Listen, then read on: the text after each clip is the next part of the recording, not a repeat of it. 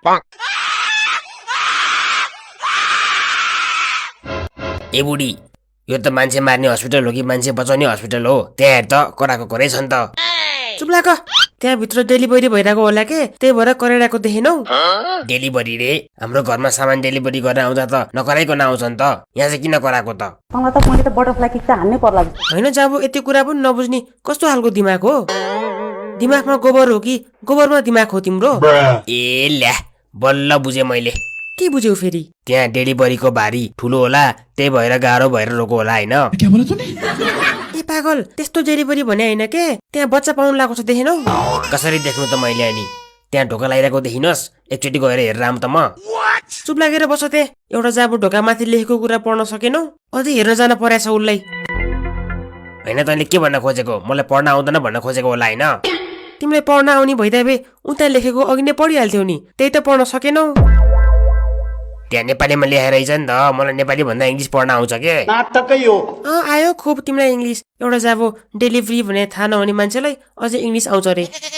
मेरो इङ्ग्लिसलाई चाहिँ पाइते नभन है, म पनि कुनै टाइममा एसएलसी पास गरेको मान्छे हो।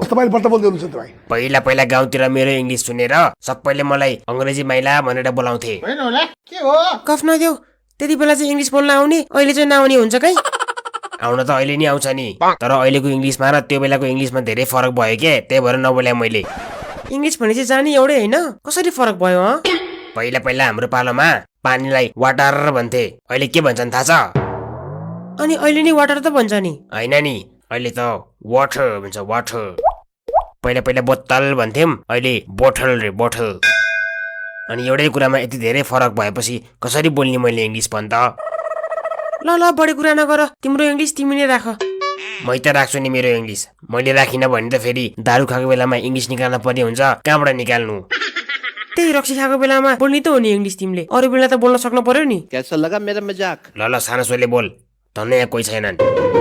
अनि हाम्रो पालो कतिखेर आउँछ खै त? यहाँ बसेकै आधी घन्टा भन्दा बढी हुन लागिसक्यो। होइन बिरामी तिमी हो कि म हो? तिमीलाई पो हतार भइरहेछ त। होइन के, ऊ त्यो हामी छिर्ने कोठामा कस्तो राम्री नर्स रहेछ, यसो आँखा लगाउँ भनेको खै पालै आउँदैन। के रे मेरै अगाडि छौ, अझ राम्री नर्स हेर्दै बस्छौ? अहिले फेरि यही हस्पिटलको इमर्जेन्सी वार्डमा भर्ना हुने गरी कुटै खाला है, विचार गर। हेत्तेरी नरिसा न, यहाँ तेरो पो उपचार गर्न आएको हो त, म किन भर्ना बस्नु? बरु पालो पो कतिखेर आउँछ? डिक बहादुर भनेको हो।